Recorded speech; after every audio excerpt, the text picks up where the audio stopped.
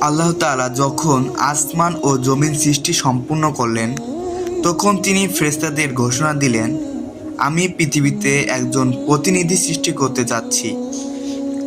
আদম আলাইহিসসালামকে আল্লাহ বিভিন্ন রং ও ধরনের মাটি দিয়ে সৃষ্টি করলেন, তাই মানুষের রং, স্বভাব সবই আলাদা।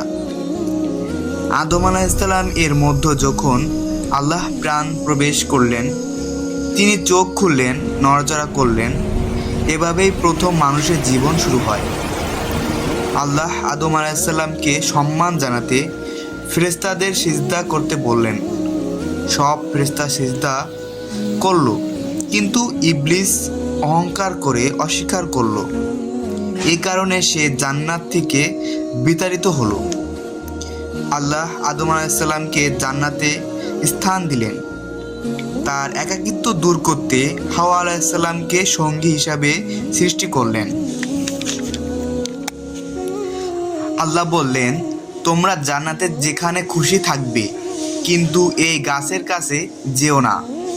শয়তান তাদের ভুল পথে চালনা করল।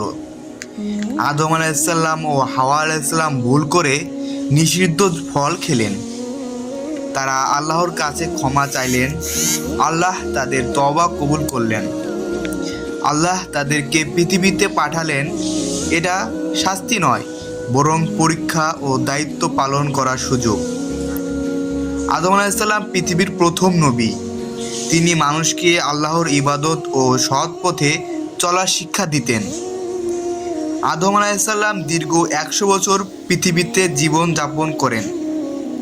মৃত্যুর আগে তিনি সন্তানদের আল্লাহর পথে চলার নসিহত দিয়ে যান। এভাবে পৃথিবীর প্রথম মানুষ জীবন শেষ হয়। আদম আলাইহিসসালাম এর জীবনে আমাদের শেখায়, ভুল হলে আল্লাহর কাছে ফিরে আসা সবচেয়ে বড় কাজ।